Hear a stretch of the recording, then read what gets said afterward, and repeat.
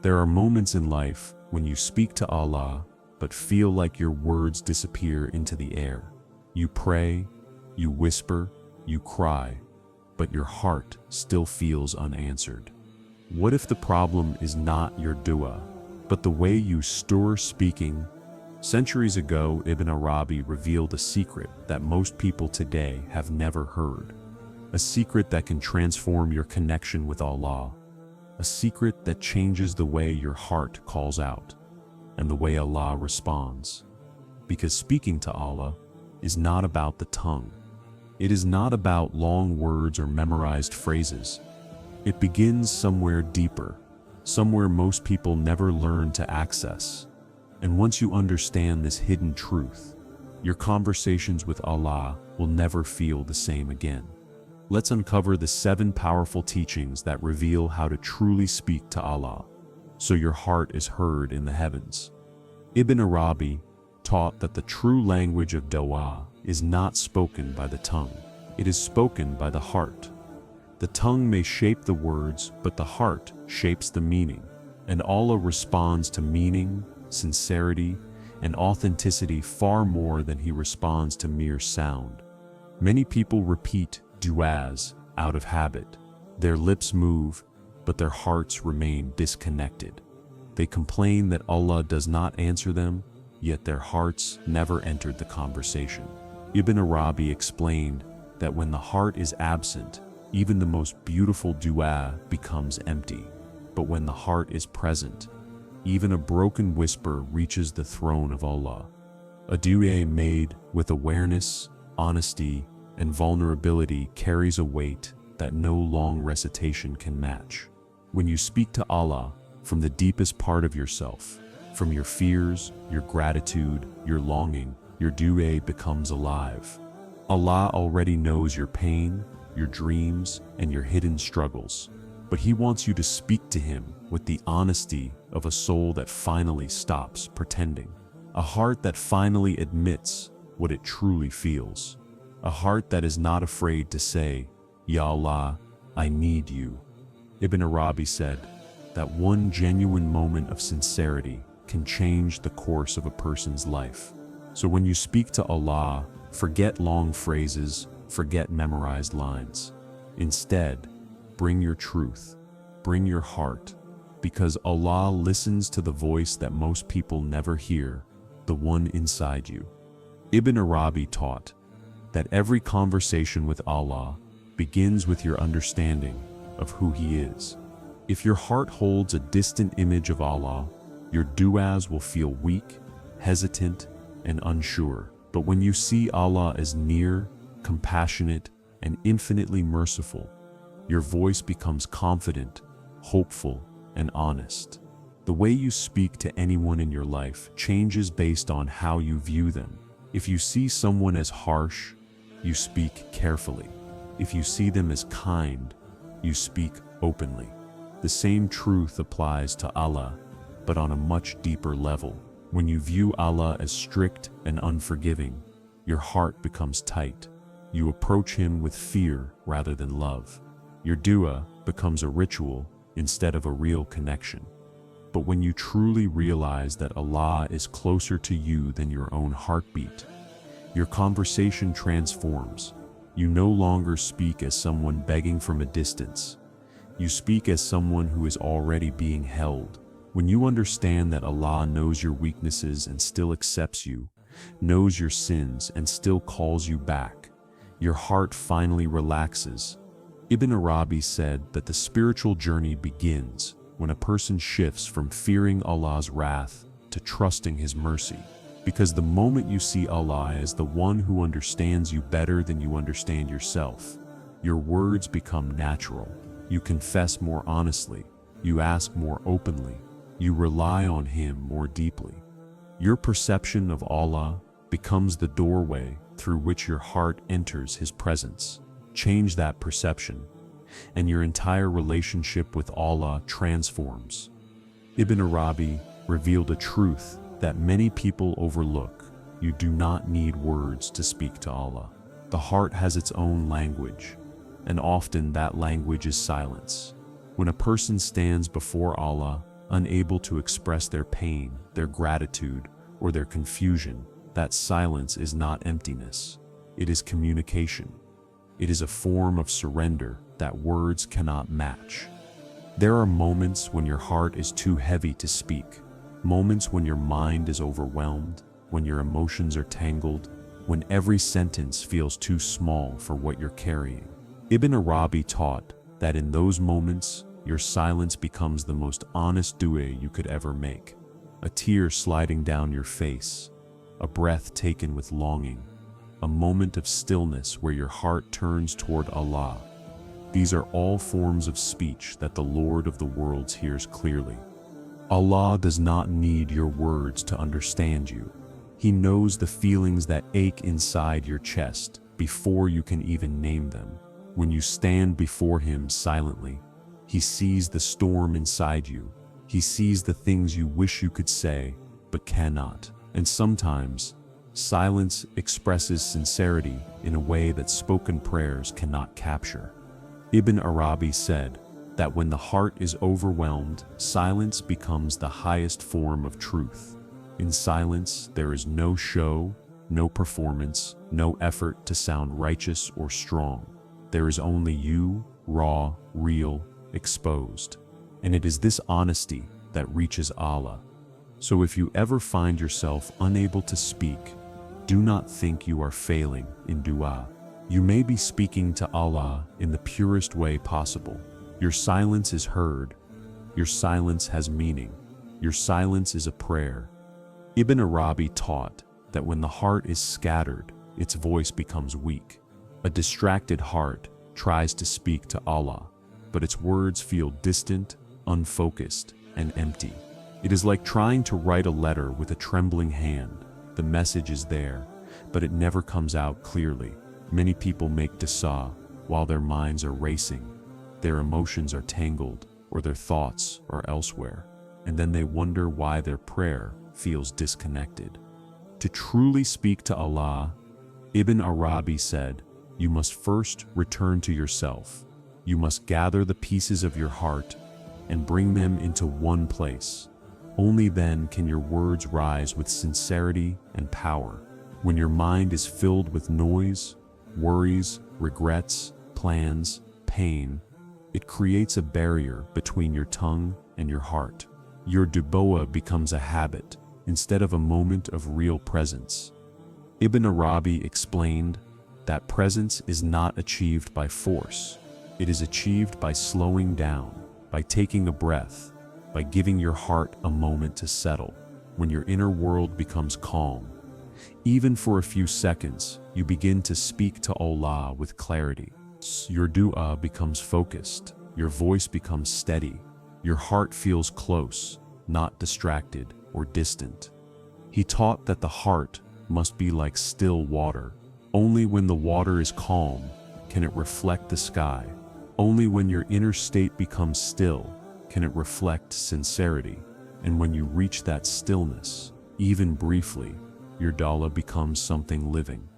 A quiet heart makes a loud dua, and the more present you are with Allah, the more present Allah becomes in your life. One of the most profound teachings Ibn Arabi shared is this: Allah does not only respond through what you hear, He responds through what you live.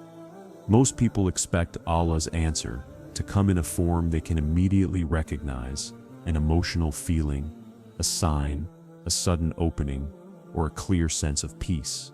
But Ibn Arabi taught that Allah's responses are far more subtle, far more intelligent, and far more deeply woven into the story of your life than you realize. People say, I made dua, but Allah didn't set answer. The truth is, the answer already arrived. But they didn't know how to read it. Ibn Arabi explained that Allah speaks through the events He writes into your life. When a door suddenly closes, that is an answer. When a person leaves your life, that is an answer.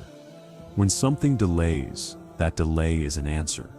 When a path becomes unexpectedly easy, that ease is an answer.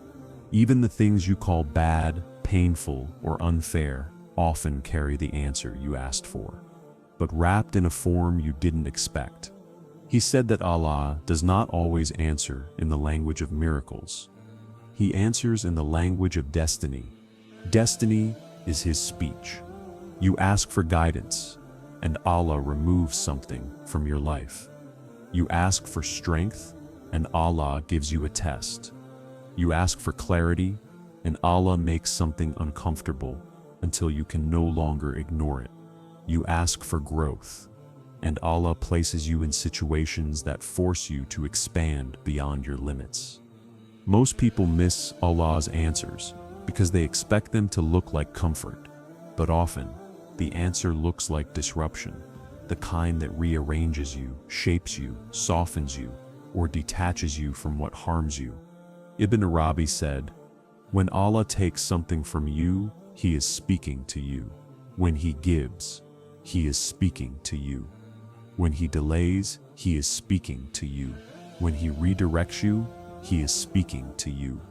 Every shift in your life is part of a conversation between you and your Creator. You speak with dua. He speaks with decree.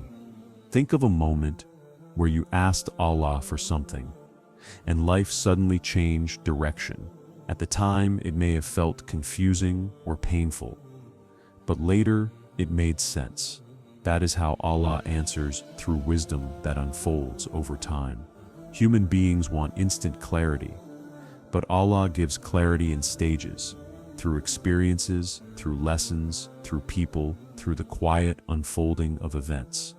Ibn Arabi taught that the believer should learn to read their life the way a scholar reads a sacred book. Every moment, every encounter, every disappointment, every delay. These are verses written specifically for you, answers tailored precisely to your need, not your desire. You may ask Allah for happiness, and He removes you from a place that was slowly breaking you. You may ask for guidance, and He makes you uncomfortable until you move where you were meant to be. You may ask for provision, and He pushes you away from situations that limit your growth. You may ask for love, and He separates you from people who would have harmed your heart.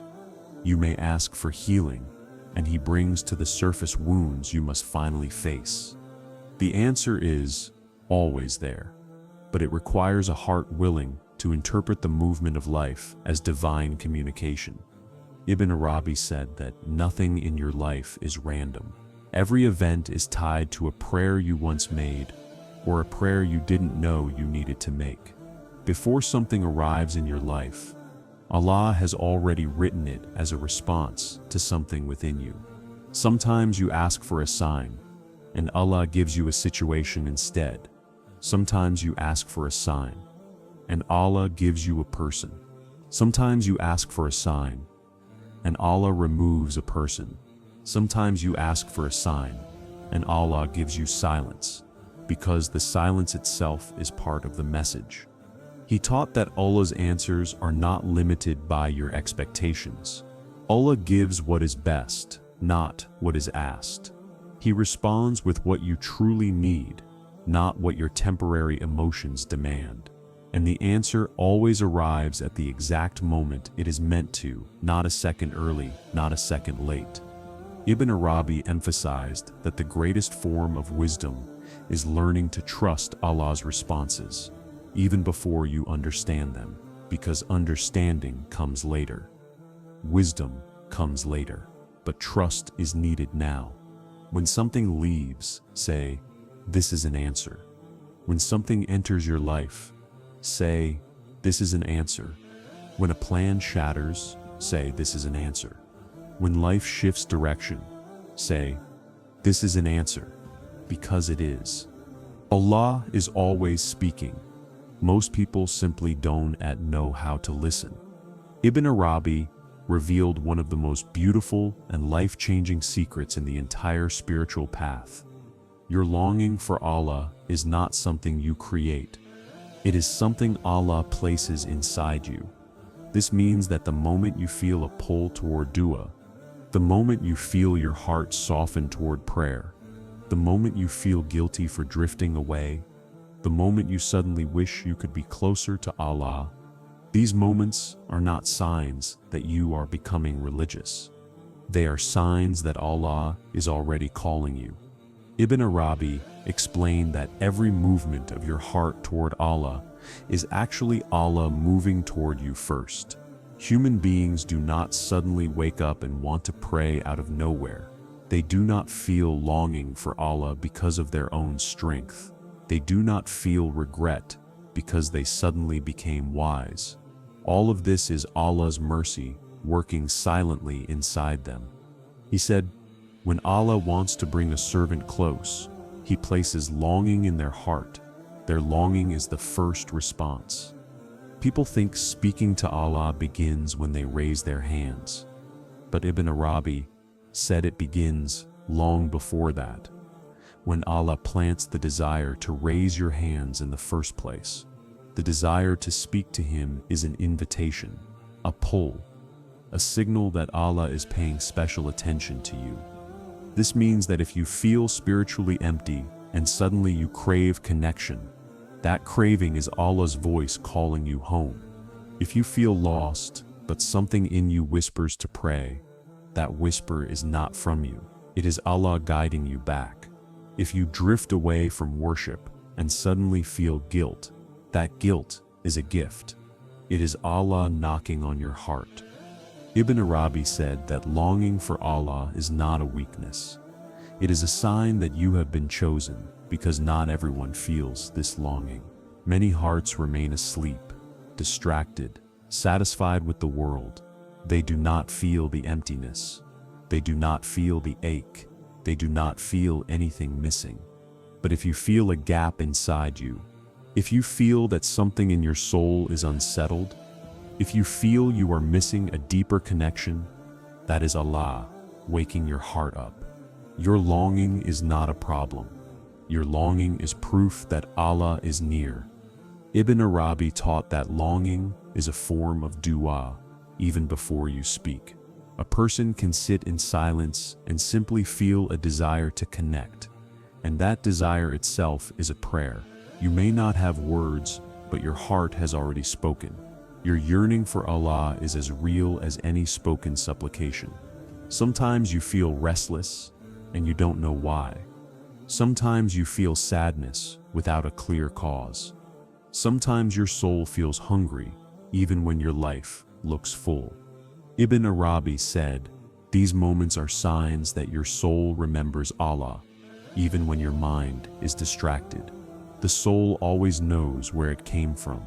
It always misses the one who created it. It always feels drawn back to Him, and the stronger the longing, the stronger Allah's pull upon you. He explained that longing comes in different stages. Stage 1, a soft pull. This is when you feel a gentle whisper. I should pray. I should make dusa. I should reconnect. The whisper is fragile, easy to ignore, but it is a gift. It is Allah knocking lightly on your heart. Stage 2, a growing ache. You feel a deeper desire to return to Allah. You begin to feel uncomfortable with the life you are living. Your soul feels unsettled. You feel that there is something missing, that nothing in the world can fill. This ache is not a punishment. It is an invitation. Allah is drawing you closer. Stage 3, a strong pull that cannot be ignored. At this stage, the longing becomes powerful. You may cry unexpectedly. You may feel overwhelmed with guilt or gratitude. You may feel desperate for closeness with Allah. Ibn Arabi said this stage is a sign that Allah is preparing you for transformation. Stage 4, the heart taps awakening. This is when your longing becomes certainty. You no longer seek Allah out of confusion. You seek Him with clarity. You understand that nothing in this world can replace Him. You begin to speak to Him more naturally, honestly, effortlessly. This awakening is not something you achieve through effort. It is something Allah gives through mercy. Ibn Arabi emphasized that longing is not only a beginning, it is also an answer. Sometimes you ask Allah for guidance, and instead of sending a sign, He sends longing. You feel a sudden urge to pray, a sudden discomfort with your sins, a sudden need to cry to Him. That is the guidance you asked for. Longing itself is a response to your du'a. You may have prayed long ago, Ya Allah, bring me closer to you. And today, when your heart suddenly feels pulled toward Him, He is answering that dua in the most intimate way possible through your own heart. Instead of giving you a sign outside, He gives you a sign inside. Ibn Arabi said that when the servant feels longing for Allah, Allah is closer to him than ever. This longing purifies the heart. It softens the soul. It opens spiritual doors that were once locked. It pushes you toward good without force. It makes you want what Allah wants for you. Longing is also a sign of Allah protecting you. When He wants to save someone from destruction, He fills their heart with discomfort for their sins. When He wants to raise someone in spiritual rank, He fills their heart with yearning for more worship. This yearning is a mercy. This longing is a gift. This pull is a secret conversation between you and your Lord. And Ibn Arabi said something remarkable. If you long for Allah, know that He longed for you first. Because none can seek Allah unless Allah is already seeking them. This means you are not approaching Allah alone. You are being carried to Him. You are not finding Him. He is revealing Himself to you. You are not calling upon Him without response. He is the one who moved your heart to call. Your longing is His mercy. Your longing is His invitation. Your longing is His answer. And your longing is the beginning of every transformation that will come next. Ibn Arabi taught that the highest, deepest, and most transformative form of speaking to Allah is not through long prayers, complicated phrases, or eloquent words. It is through surrender. Surrender is the hidden language of the heart. Surrender is the moment your soul says, I trust you more than I trust myself. Surrender is when you stop negotiating with destiny and start flowing with it.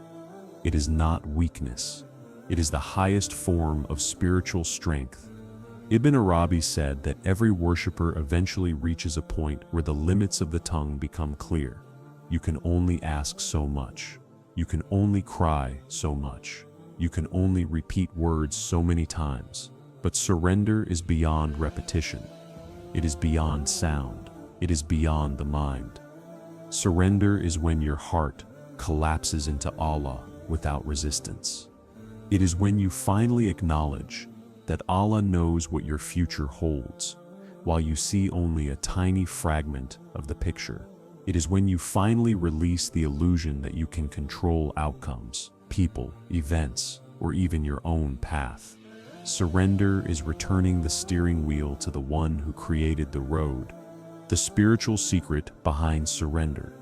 Ibn Arabi explained that when you surrender, something extraordinary happens. You stop speaking to Allah from fear or desperation. You begin speaking to Him from trust. This shift changes everything. When you surrender, your dua becomes lighter, more sincere, more peaceful. You no longer beg as someone drowning. You speak as someone who knows Allah will carry them through the storm. You no longer pray with panic. You pray with certainty. You no longer ask Allah to follow your plan. You ask Him to reveal His plan. Most people speak to Allah only to get something. But Ibn Arabi taught that the real lover of Allah speaks to Him to be guided, to be aligned, to be shaped, to be transformed.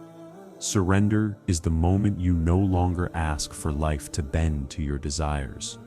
You ask to bend to Allah's wisdom. Why surrender is the strongest form of dua.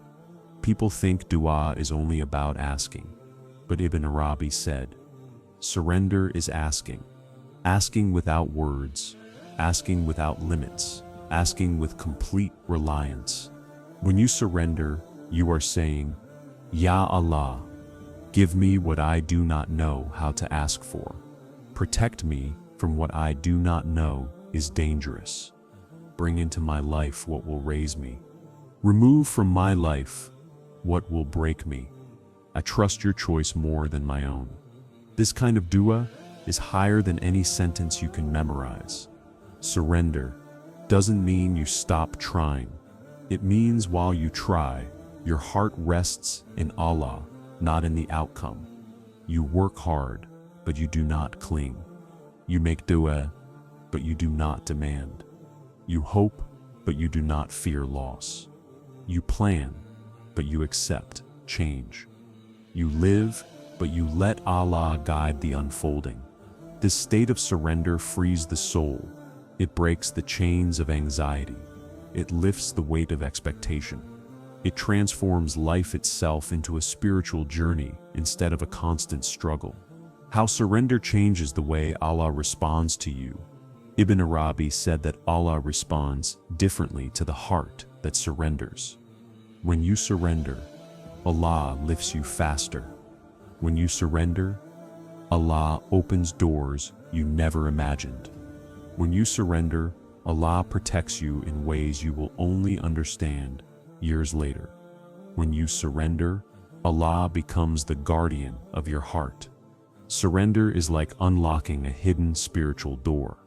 Behind that door is clarity, relief, guidance, and peace you cannot find through force. Most people try to force solutions. They try to control outcomes. They cling to things that hurt them. They chase things that run from them. They hold on to people who were never meant for them. And they suffer endlessly because they refuse to surrender. But the day you release your grip, the day you stop wrestling with destiny, the day you say, Ya Allah, I accept, that is the day your heart begins to heal. The signs that you are moving toward surrender. Ibn Arabi described several signs that a person is beginning to surrender. 1. You no longer panic about delays. You feel an inner knowing that Allah is timing your life perfectly. 2. You handle disappointments differently. You feel sadness, but not destruction. You feel pain, but not hopelessness. 3. You stop chasing what doesn't move toward you. You trust that what is written for you will not miss you. 4. You sense Allah's mercy, even in loss. Even when life breaks, you feel protected. 5. You stop asking for life to be easy. You ask Allah to make you strong. These are signs of spiritual maturity. These are signs your heart is entering surrender. Surrender is not a moment. It is a journey. Ibn Arabi taught that surrender doesn't happen all at once. It happens slowly, through experiences that shape you, soften you, and open your heart. It begins when something you wanted slips away. It grows when something you feared becomes a blessing. It deepens when something painful becomes the doorway to wisdom. It solidifies when you finally understand why Allah said no. Life itself teaches surrender. Every broken plan, every unexpected blessing, every delayed dream, every storm that passed, every prayer answered differently than you hoped. Each one is Allah shaping your heart to trust Him more. Over time, surrender becomes your natural state. You stop fighting life, and you start walking with it. You stop chasing certainty, and you start resting in Allah. You stop trying to understand every detail, and you start believing that Allah understands it for you. The highest level of surrender.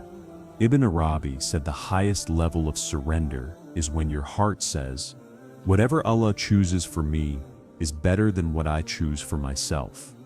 At this level, your heart becomes calm, even when life is uncertain. You become grounded, even when circumstances shake. You walk through storms with a strange peace, because you know Allah is the one steering the ship. This is the level of the awliya, the friends of Allah. Their power is not in their knowledge or rituals. Their power is in their surrender. When you reach this level, your dua becomes simple, pure, and powerful. Ya Allah, take me where you want, not where I want. And Allah always takes His servant to the best place, even if the journey is filled with tests. Surrender is the key to a peaceful life. Ibn Arabi ended this teaching by saying, "The heart that surrenders never breaks. It bends, but it does not break, because Allah carries it." When you learn to surrender, you will still feel sadness, but not despair. You will still face challenges, but not collapse. You will still experience loss, but not lose yourself. Surrender transforms suffering into growth. It transforms confusion into clarity. It transforms fear into trust. It transforms life into a conversation with Allah. Every moment, every event, every emotion. And this is why Ibn Arabi said, "The most powerful way to speak to Allah is through surrender, because surrender is the language of the soul. It is the language Allah responds to the fastest.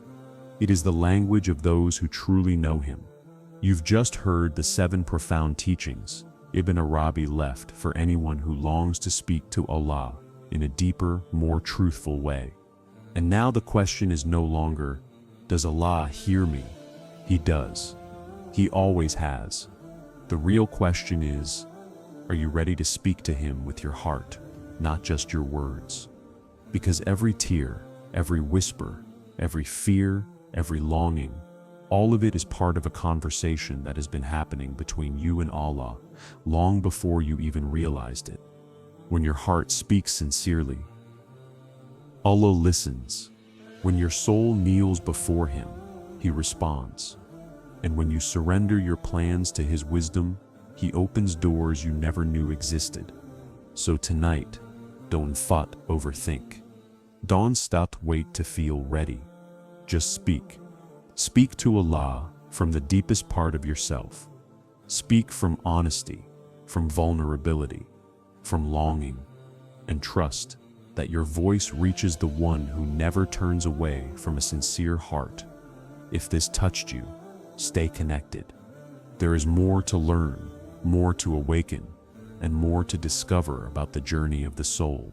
Until next time, may your heart always speak truth, and may Allah always answer you in the most beautiful ways.